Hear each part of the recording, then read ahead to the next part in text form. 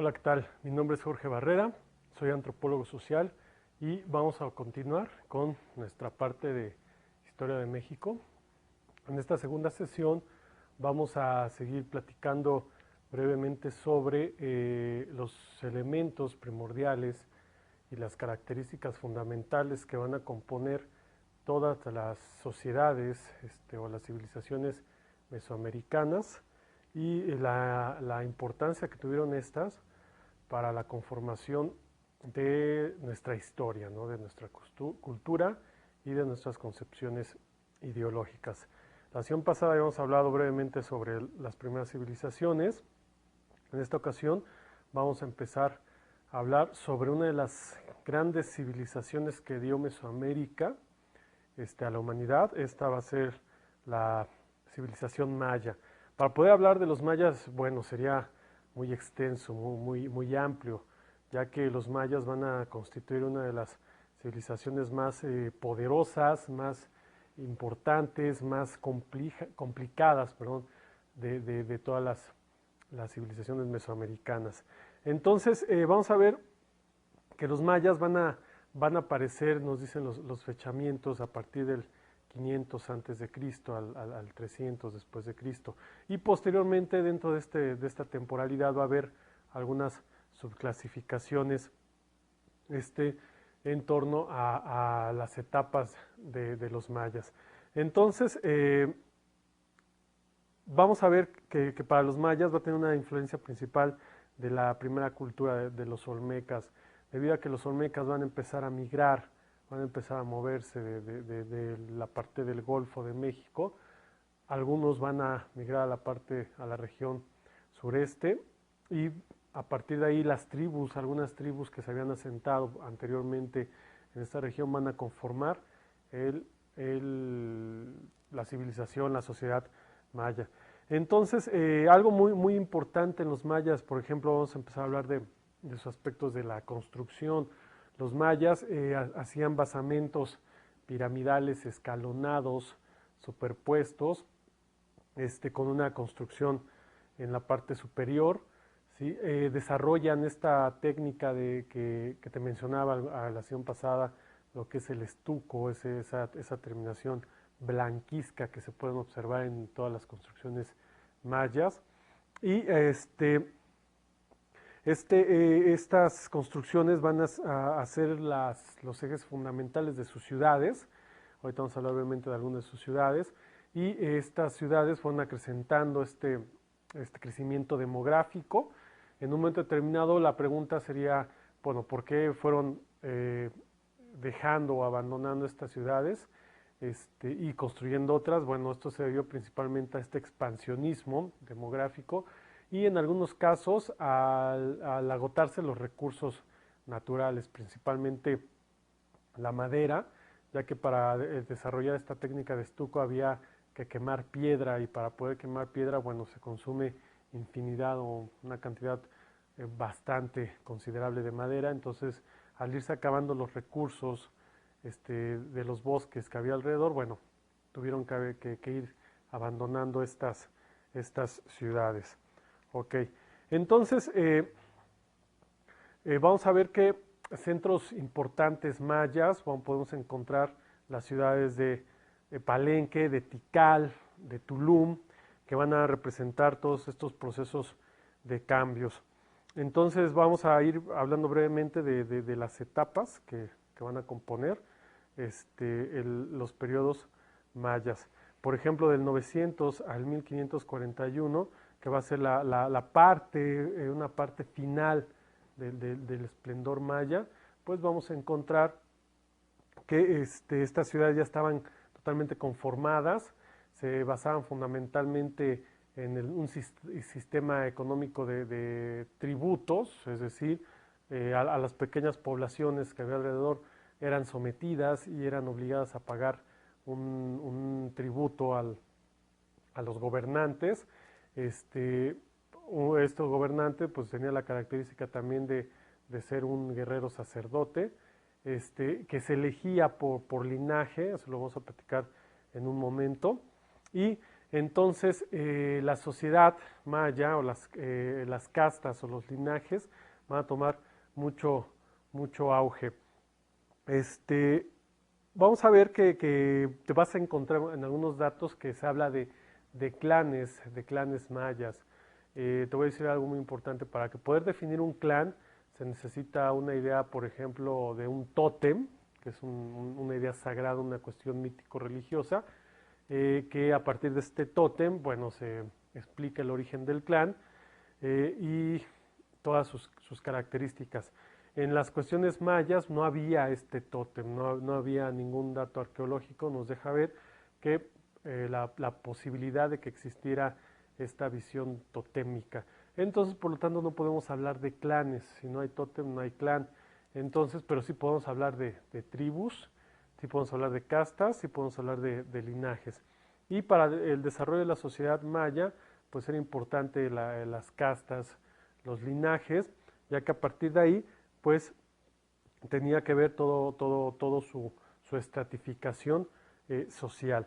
Ahora, por ejemplo, sí tenía que ver, como te dice tu presentación, el término casa grande que designaba a los patrilinajes agrupados en torno a un gran señor. Esto nos da indicios de que efectivamente para la sociedad maya todo se basaba en la línea paterna, es decir, el varón, el hombre era el que era elegido, el sucesor para dirigir a las tribus o a las ciudades mayas. Entonces, a partir de esta línea de herencia, pues iban distribuyendo el poder. En algunos casos, sí, las pugnas de poder entre los reyes, entre los gobernantes, bueno, estaban a la orden del día, y así iban conformando su sociedad. Entonces,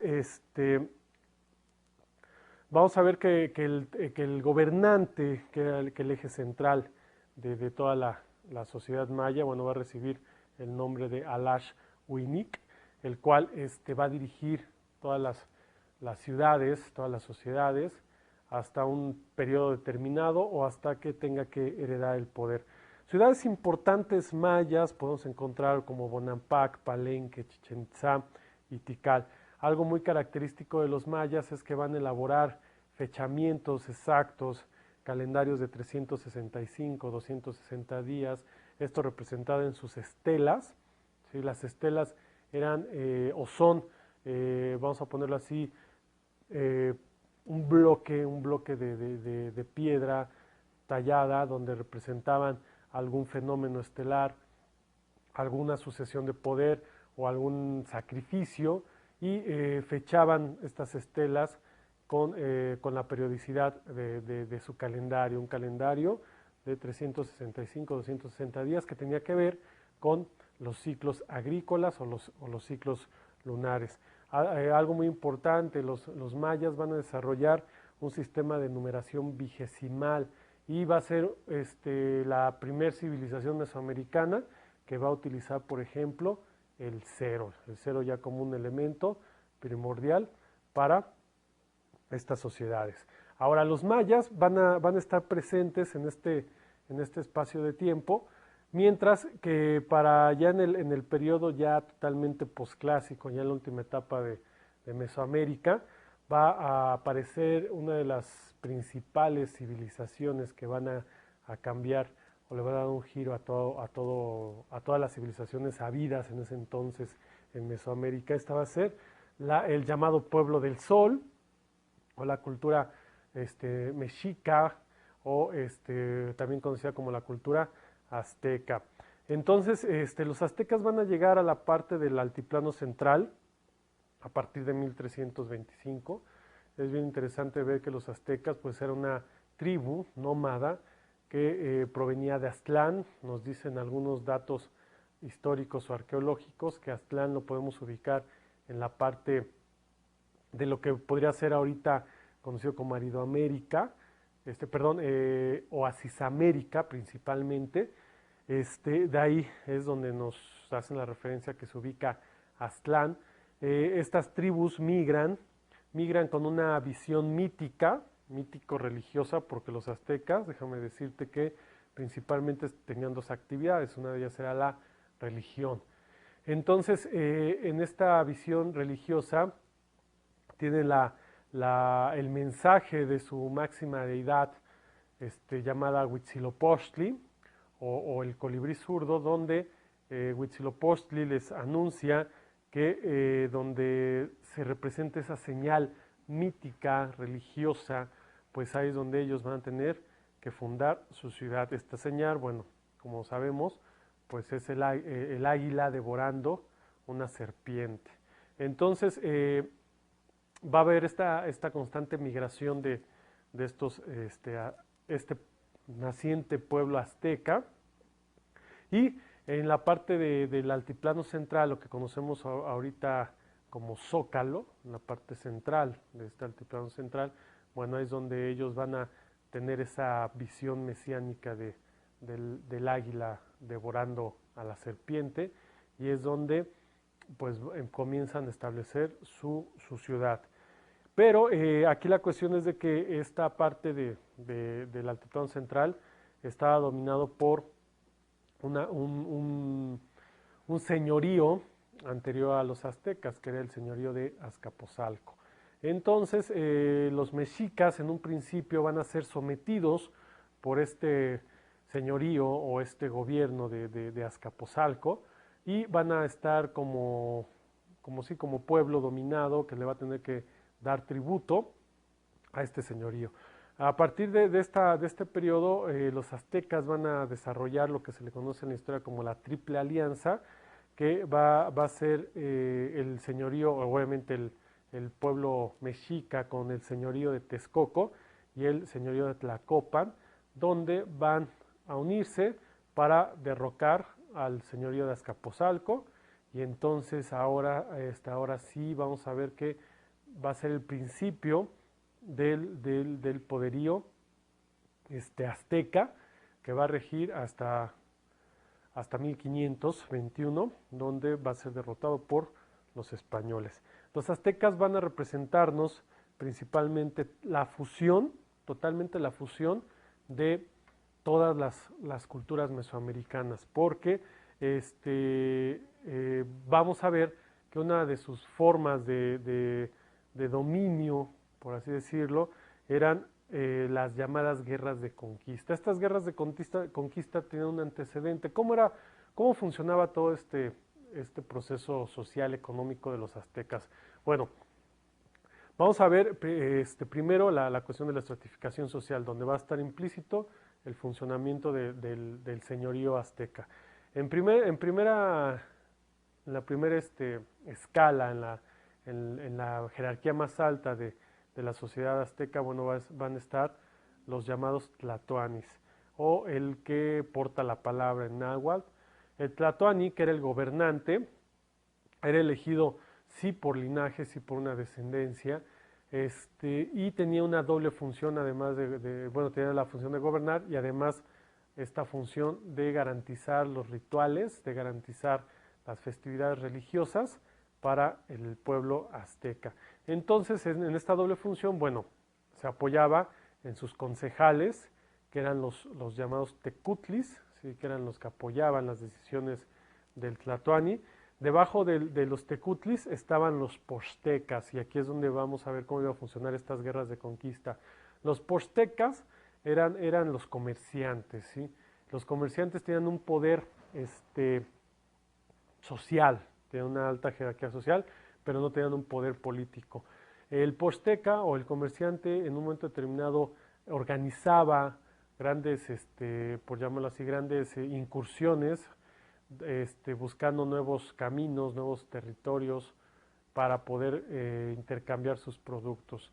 En estos traslados, pues obviamente iba delimitando, iba explicando los caminos que iba encontrando, y donde encontraba un pueblo o una pequeña ciudad, bueno, pues ahí hacía sus intercambios, su labor económica.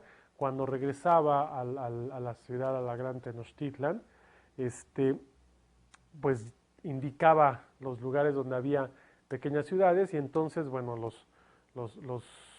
el ejército, la milicia azteca, bueno, iba y sometía a estos poblados, y ahora este poblado pues le pertenecía o le tenía que rendir tributo al pueblo del Sol o al pueblo azteca, que estaba principalmente asentado, te repito, en la llamada ciudad de Tenochtitlán. La palabra Tenochtitlán significa lugar de la tuna dura, ¿sí?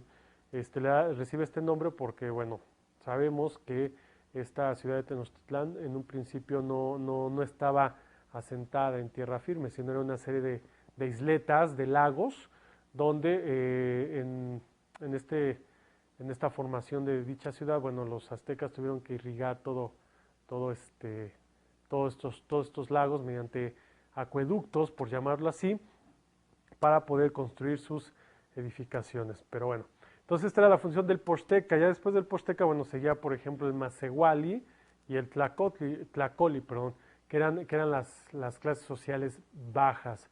¿Sí? Aquel, el Masehuali, pues era el sirviente, no era el esclavo. El Tlacotli lo podemos interpretar como la mano de obra, junto con el Mazatl, por ejemplo, que eran la mano de obra la que se rentaba para trabajar, para hacer aquella labor. Entonces, aquí vamos a ver esta segunda actividad primordial, además de la religión, que tiene que ver con el comercio, que era la guerra. La guerra era un eje central para los aztecas. Entonces, mediante esta ideología de religión y guerra, se iba formando toda la estructura social, política, económica del pueblo azteca.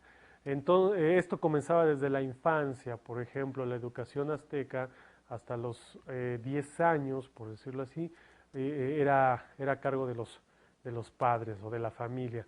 La familia le enseñaba, si era mujer, le enseñaba las labores correspondientes a su sexo, si era hombre, de igual forma, y entonces ya cuando cumplían cierta edad, 10, 11 años, 12, pues eran dirigidos a los colegios del pueblo azteca, ¿no?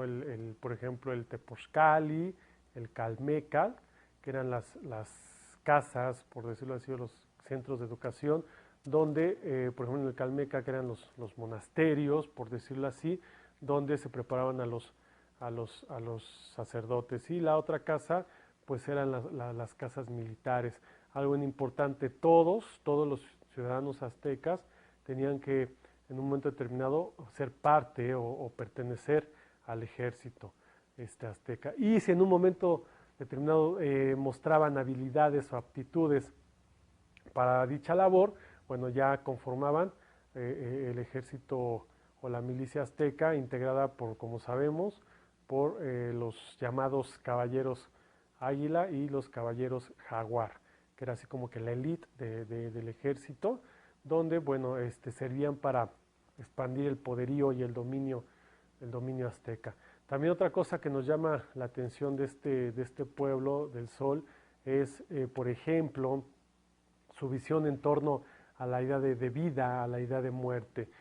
Por ejemplo, había cuatro lugares primordiales donde cuando moría el individuo, el ciudadano azteca, pues era dirigido a dichos lugares. Te decía la sesión pasada, en Mesoamérica no había esta idea de infierno ni de cielo, no había esta idea de cuestión de bondad y maldad después de la muerte o de condena o pecado. Todo esto fue traído por los españoles. Entonces, cuando el ciudadano azteca o la persona moría, según la forma de muerte, pues era el lugar donde iba a ir directamente, ¿no? Y si moría de muerte natural, bueno, tenía que dirigirse al inframundo, al llamado Mictlán, que no es lo mismo que el infierno, ¿no? Entonces en el Mictlán era donde tenía que cruzar ciertas pruebas, ciertos niveles, para poder llegar a un lugar sagrado, ¿no? Y algo muy importante, el azteca concebía que después de la muerte no se moría para descansar en paz, ¿no? Sino se moría para trabajar. Pero ahora trabajar es en ayudar a las deidades. Por ejemplo, si una persona moría ahogada o que le cayera un rayo, pues tenía la idea de que este individuo había sido elegido por Tlaloc, entonces tenía que ir al Tlalocan a ayudar a mantener el el cielo, por así decirlo, y además a producir y a garantizar el agua, por así decirlo. Si era guerrero y moría obviamente en estas batallas, o guerrera, porque también había mujeres guerreras, bueno, pues iba directamente al lugar del sol, donde estaba Tonatiuh, el sol considerado como eje central del universo, y entonces, bueno, iba a este sitio y concebían la idea de una reencarnación, por así decirlo, en colibrís, por ejemplo. Esos eran los guerreros. Y las mujeres que habían muerto en parto también eran consideradas como diosas, por así decirlo, y también iban a este lugar de Tonatiuh.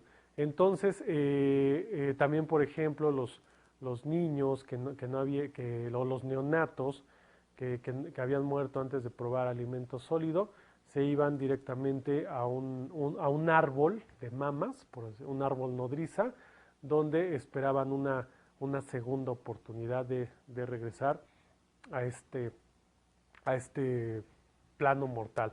Entonces, la cosmogonía azteca muy compleja, la idea de Huitzilopochtli, engendrado por la gran Coatlicue, que era la diosa de la tierra, dadora de vida, dadora de muerte. Entonces va a girar su deidad central en torno a Huitzilopochtli. Por eso estaba el debate, te comentaba la sesión pasada, estaba el debate que si los aztecas eran monoteístas o politeístas. Monoteístas porque concebían la idea de que solamente existía esta deidad suprema llamada Huitzilopochtli, pero si hubieran sido monoteístas, a mi muy opinión, solamente hubieran dirigido sus actividades, por así decirlo, religiosas a Huitzilopochtli, y nos deja ver la arqueología, la historia, que tenían diferentes deidades, tenían totalmente un calendario ritual, un calendario religioso, no nada más a Huitzilopochtli, sino lo tenían, por ejemplo, a Mictlantecutli, el señor del inframundo, lo tenían a Xipetotec, que era una deidad en torno al renacimiento, a la primavera, a los periodos agrícolas. Tenían obviamente a Huehueteotl, que era el dios viejo asociado con el fuego nuevo. Obviamente tenían deidades para Tlaloc, para Quetzalcóatl. Entonces vamos a ver toda esta gran gama de dioses que van a integrar esta visión politeísta de los aztecas. Entonces vamos a ver que estos aztecas van a estar en su pleno auge, en su pleno máximo esplendor, ¿sí? Dominaban la mayor parte de Mesoamérica, cuando va a suceder, por ejemplo, en el viejo continente, en la vieja Europa, van a empezar a gestarse un cambio totalmente radical que va a alterar el gobierno o el gran poder hegemónico, por así decirlo, de los aztecas. Ahora, este fenómeno lo vamos a conocer en la historia de México como el descubrimiento de América y la conquista militar y espiritual de México.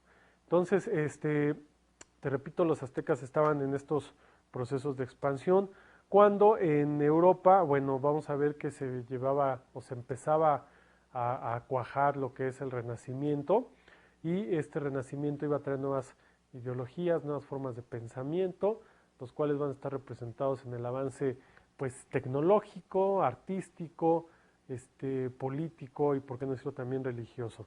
Entonces vamos a ver un gran navegante, Cristóbal Colón. Vamos a ver que él, por esta necesidad de este sistema económico que regía la vieja Europa llamada mercantilismo, este mercantilismo pues propiciaba que los países más ricos y más poderosos iban a ser aquellos que tuvieran oro, piedras preciosas y mercancías. Entonces la necesidad de las coronas españolas de expandir su dominio y tener un poder, una gran flota marítima para poder navegar y encontrar nuevas rutas.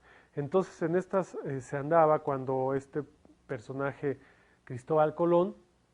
Hay algunas teorías que nos dicen que realmente la forma en que obtuvo el apoyo de los reyes católicos de España era, además de que había vínculos de amistad, pues era de que Colón tenía en su poder mapas o documentos que había obtenido de forma, algunos dicen de forma clandestina, otros que los había comprado, y que estos mapas los muestra a diferentes coronas, como la portuguesa, como incluso la propia corona francesa, pero no tenía, obviamente por esas nuevas rutas, Colón no tenía la idea o la interpretación exacta. Entonces muestra a la corona española, representada por los reyes católicos, y los reyes católicos pues sí aprueban el proyecto, por así decirlo, esta gran pues aventura que tenía pensada Colón. No iba a ciegas, sabía, tenía una idea de las rutas trazadas, pero no sabía a dónde se dirigía.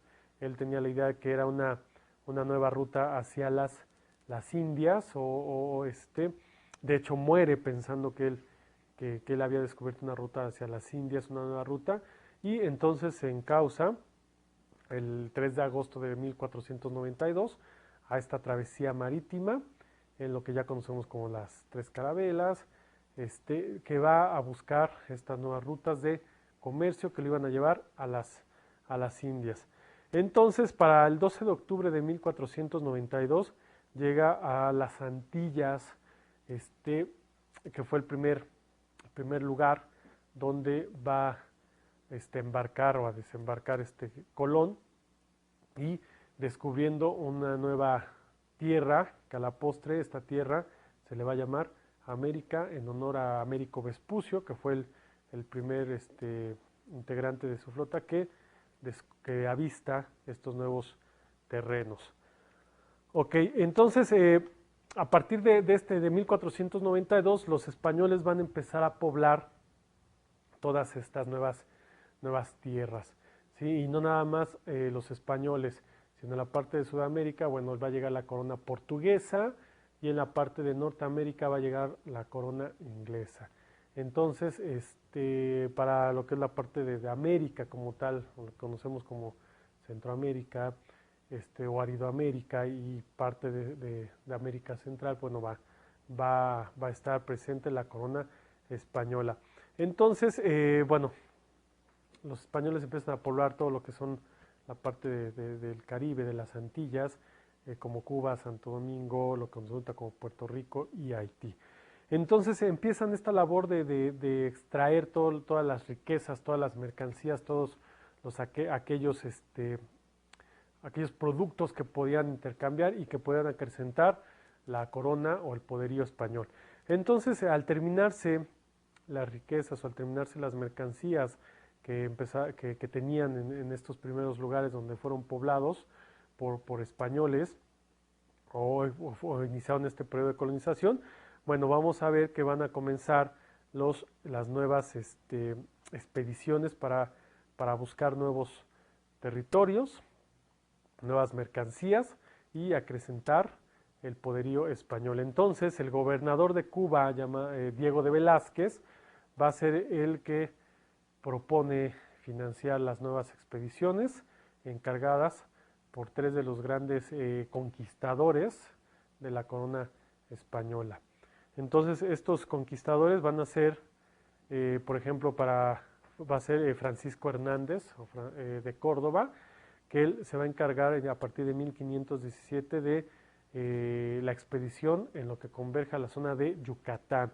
Para 1518, Juan de Grijalva se va a encargar de seguir la expedición para Yucatán y Tabasco.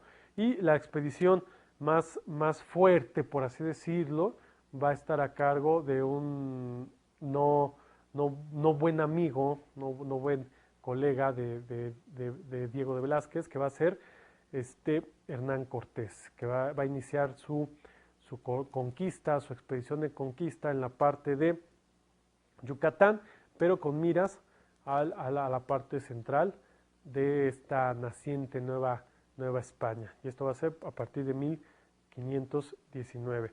Entonces, a partir de 1519 se va a iniciar esta expedición hasta 1521, donde Cortés va a ir sorteando terrenos, territorios, va a ir encontrándose con nuevos pobladores, nuevas tribus, que algunos van a oponer resistencia, otros se van a aliar, sobre todo con la mira de llegar, y sobre todo porque a Cortés le llega la información de aquel pueblo o de aquella civilización que tenía sometida a la mayor parte de Mesoamérica. Esta civilización, obviamente sabemos que es la azteca. Entonces Cortés, intrigado y deseoso de ampliar su poderío, porque al final de cuentas sí representaba la corona española, pero también eran los intereses personales. Entonces Cortés, como puedes ver en tu presentación, bueno, Cortés va a llevar esta ruta. Esta ruta es conocida también como la ruta de Cortés, que va a comenzar desde Yucatán, ¿sí? Avanza hacia Tabasco y llega a Veracruz, y en Veracruz en 1519 va a fundar lo que es dicho, valga la redundancia, la Villa Rica de la Veracruz, ¿sí? Y a partir de esta fecha, bueno, podemos hablar de que se inicia la expedición de conquista. Después, obviamente, para ese entonces ya habían llegado noticias para el Tlatoani que estaba gobernando al pueblo azteca. Este Tlatoani va a ser Moctezuma o Moctezuma, como le quieras llamar, y entonces Moctezuma va a ordenar el primer encuentro entre sus mensajeros y Cortés, para ver si era cierto todo lo que se hablaba de estos nuevos seres que llegaban de tierras lejanas.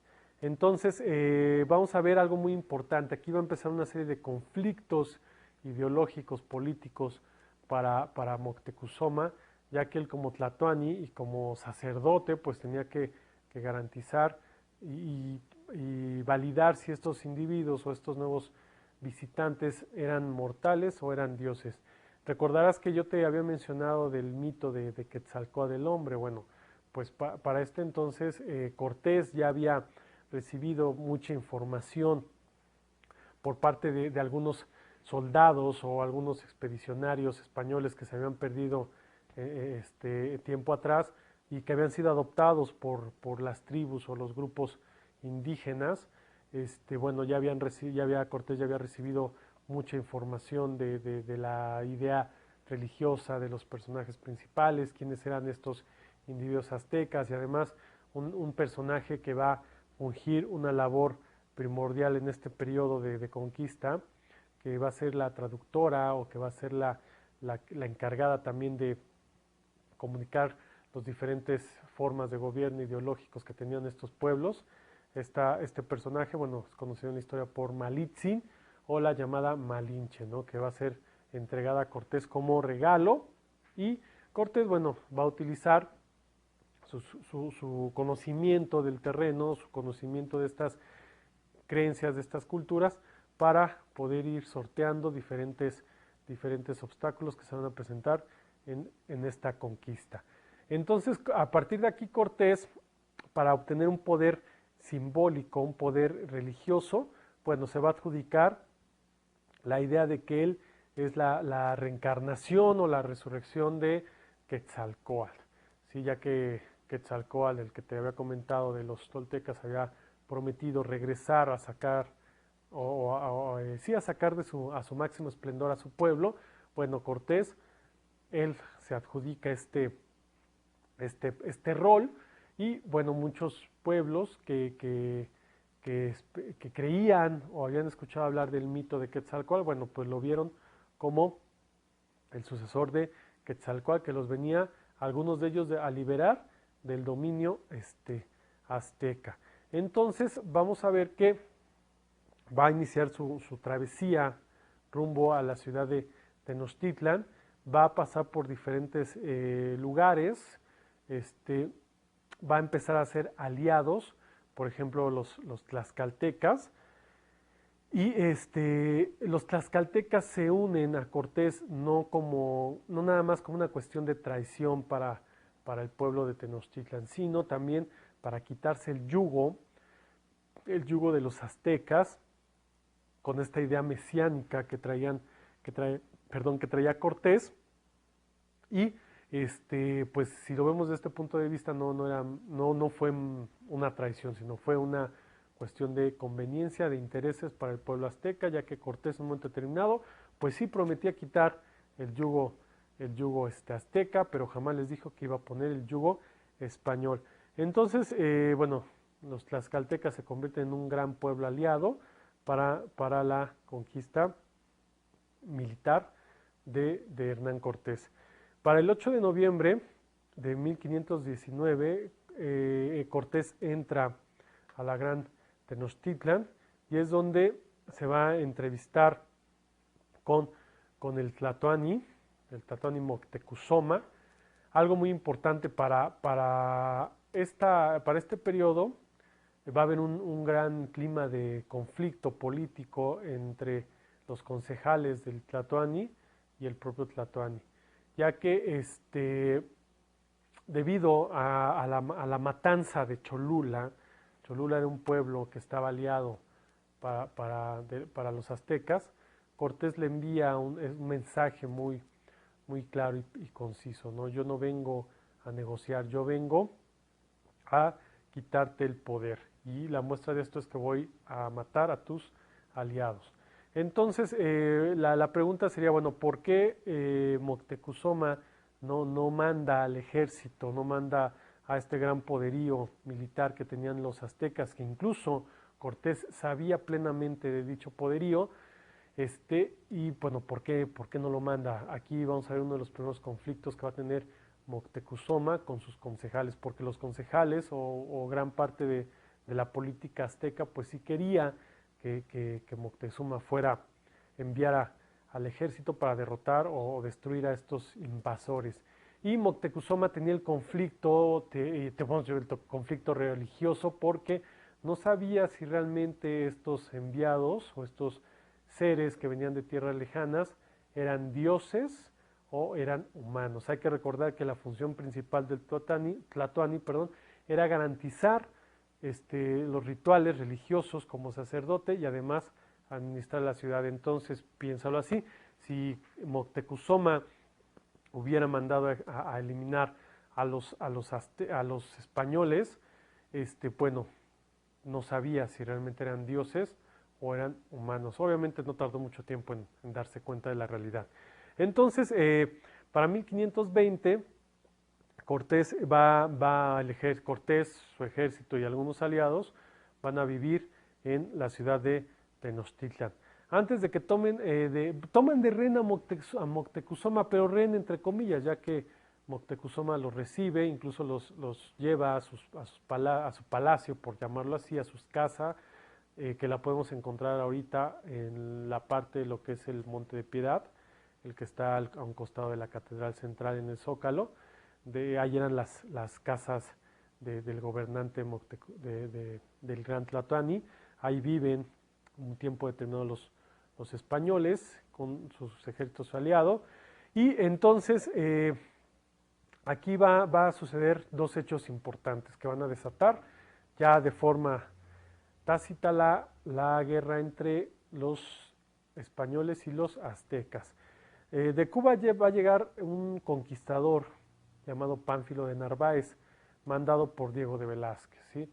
Ya que tenía la idea de que Diego de Velázquez, obviamente no amigo de Cortés, por el contrario, un enemigo, le ordena a Pánfilo de Narváez ir a tomar preso a Cortés, ya que había roto leyes y normas que no tenía derecho, por decirlo así, Cortés. Una de ellas era fundar ciudades. Hay que recordar que Cortés funda la ciudad de la Villa Rica de la Veracruz, entonces cosa que tenía prohibido. Y además, como ya tenía un gran terreno recorrido, bueno, realmente lo que quisieron hacer con Cortés era traicionarlo, tomarlo preso y así que todo lo que había hecho Cortés, bueno, adjudicárselo ahora a Diego de Velázquez. Entonces Cortés sale a detener a Pánfilo de Narváez. Ya Cortés llevaba una ventaja. Esta ventaja era de que conocía ya el terreno, ya había tenido la ruta y por lo tanto enfrenta a Pánfilo de Narváez, lo derrota y va a regresar a Tenochtitlan, ¿no? Ya con un ejército un poco más grande. Pero ¿qué sucede en Tenochtitlan en lo que va Cortés a derrotar a Pánfilo de Narváez? En esa época, bueno, sabemos que los aztecas tenían un calendario religioso muy constante. Se viene el fenómeno, o el que conocemos en la historia de México como la matanza del Templo Mayor, que es cuando estos aztecas van a celebrar una festividad, y los españoles, pues obviamente al no conocer, al no saber, pues se empiezan a poner nerviosos al ver a tanto personaje, a tanto individuo que salía a las calles, por llamarlo así, a celebrar dicho ritual, y además todos ataviados con sus grandes vestimentas, sus grandes tocados, cosa que a los españoles los puso nerviosos, por así decirlo, y tratan de prohibir su festividad. Y pues si tú tienes ya la idea de que para los aztecas era importante la guerra y la religión, pues no podías mover ningún dogma de fe, ningún dogma de creencia. Por lo tanto, se va a iniciar el primer encuentro bélico, que obviamente van a ganar los españoles en una primera instancia, y a este conflicto, a este primer choque bélico, pues se le conoce como la matanza del Templo Mayor, que va a ser el inicio, por decirlo así, lo que va a encender la mecha para la guerra entre españoles y aztecas. Una vez que se comete la matanza, el pueblo azteca, bueno, se rebela en contra de los españoles, los llegan a meter a las casas de Moctezuma, y ahí los tienen sitiados, ¿sí? Nos dice la historia, principalmente la bitácora de guerra de Hernán Cortés. Esta la podemos encontrar en un texto que más adelante te voy a decir cuál es. Cortés narra que en su regreso de haber derrotado a Narváez, pues llega a la ciudad, llega de noche, una ciudad con una tranquilidad muy rara, muy extraña para Cortés. Cortés percibe que pasó algo, pasa algo, y entonces a la entrada a la ciudad, a la entrada de lo que conocemos ahorita como el Zócalo, bueno, pues el pueblo azteca es alertado de que ya había regresado Cortés, y comienza una batalla, a lo cual Cortés alcanza a llegar a las casas de Moctezuma, se mete y pues lo mantienen ahí sitiado. Entonces, Cortés pues se dio cuenta de lo que ya estaba viviendo. Sabía plenamente Cortés que no iba a poder contener a tanta población y a un ejército, pues sí, que triplicaba en número al ejército que él tenía. Entonces le ordena a Moctezuma que salga a tratar de calmar a su gente, y aquí es donde pues nos dice la historia que Moctezuma es muerto, es asesinado por su propia gente, no por la cuestión de traidor, sino simplemente que la gente pensaba que Moctezuma había propiciado y no había cumplido la función principal, que era garantizar los rituales religiosos, y que había permitido que estos españoles o estos extranjeros pues no los dejaran celebrar sus festividades. Nos dice la historia que Moctezuma es muerto lapidado, y Cortés, al darse cuenta que este pueblo azteca había matado a su propio gobernante, bueno, no va a hacer otra cosa más que quedarse un tiempo en las casas de Moctezuma. Los aztecas pues solamente lo que tuvieron que hacer es contenerlo, porque sabían que ahí adentro pues no iba a sobrevivir, y también Cortés lo sabía. Entonces para junio de ese mismo año, Cortés empieza a planear su huida. Entonces nos dice la propia bitácora de guerra de Cortés que planea su huida, planea sacar todo su ejército, sus aliados, los regalos, los tesoros que había obtenido en todo este tiempo, y nada más estaba esperando el momento preciso. Entonces, para la noche del 30 de junio, Cortés decide dejar la ciudad de Tenochtitlan. Entonces, también narra Cortés que sale de noche, pero que el pueblo azteca es alertado y comienza una de las batallas más fuertes entre los españoles y los aztecas. Cortés incluso es herido, le fracturan una pierna, pierde gran parte de su contingente, incluso muchos de sus tesoros los va a perder, y se va a refugiar al pueblo de Tacuba. A este fenómeno se le conoce como la Noche Triste. Bueno, obviamente va a ser la Noche Triste para Cortés. ¿Por qué? Porque va a perder la ciudad de Tenochtitlan, pero va a ser la victoria para el pueblo azteca. Entonces, a la muerte de Moctezuma, va a ascender al poder el penúltimo de los tlatoanis, el penúltimo gobernante del pueblo azteca. Va a ser Cuitláhuac. Cuitláhuac sí va a tener la idea clara de derrotar a los españoles, reorganiza el ejército, va preparando todo para ir contra los españoles y de exterminarlos, por así decirlo. Pero va a suceder un fenómeno importante en este tiempo. Un esclavo que venía con la expedición de Cortés va a traer una enfermedad que no se conocía en Mesoamérica. Este esclavo va a estar enfermo de viruela, ¿sí?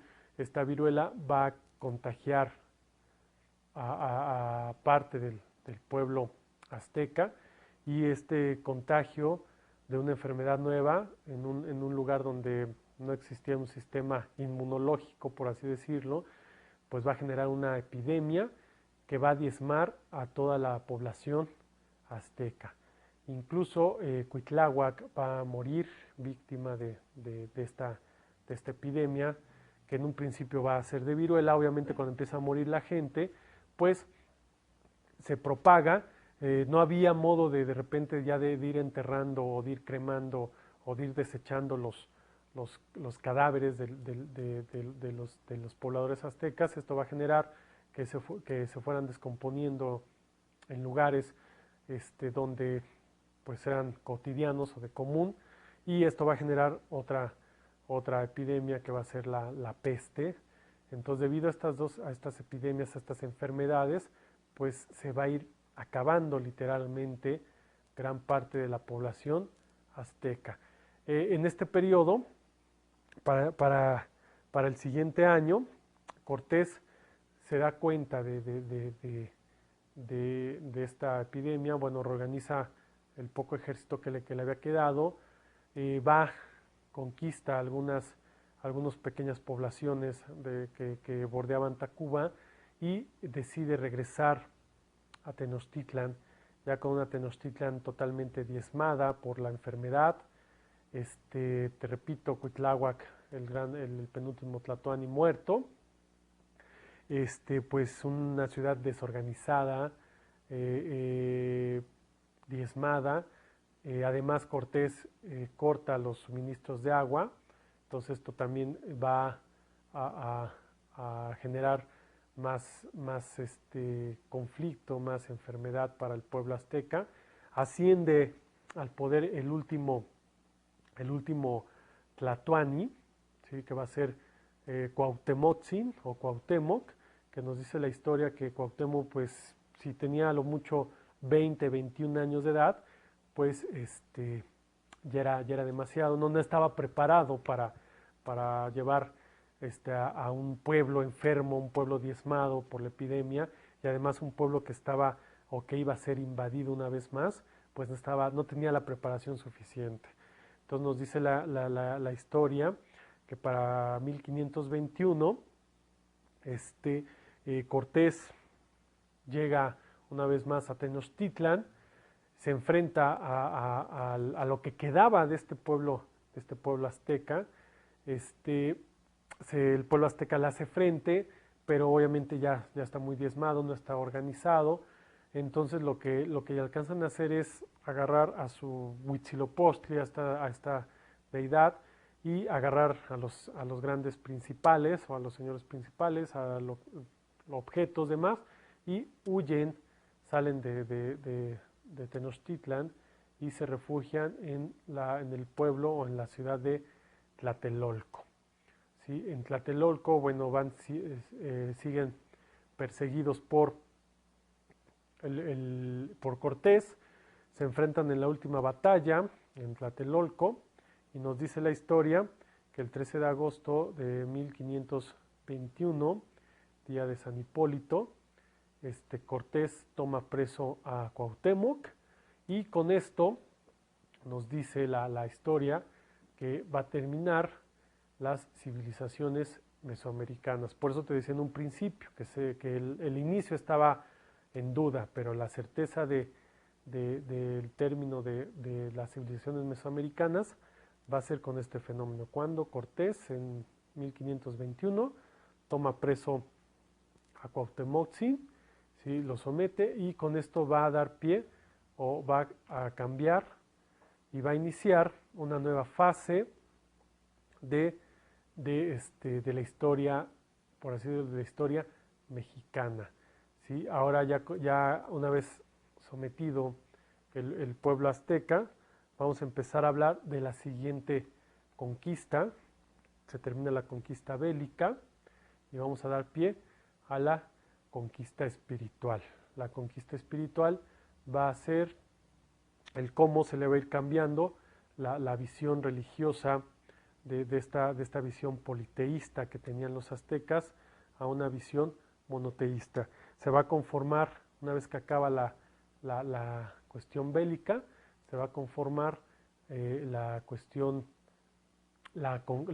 económica, política, social, que va a dar pie a lo que conocemos en la historia de México como la Nueva España, ¿sí? Entonces, para la siguiente sesión vamos a partir de la conquista espiritual y la conformación de la Nueva España. Recuerda que te voy a dejar una actividad de aprendizaje para que refuerces los conocimientos aquí adquiridos. Por mi parte es todo y nos vemos en la siguiente sesión. Gracias por tu atención.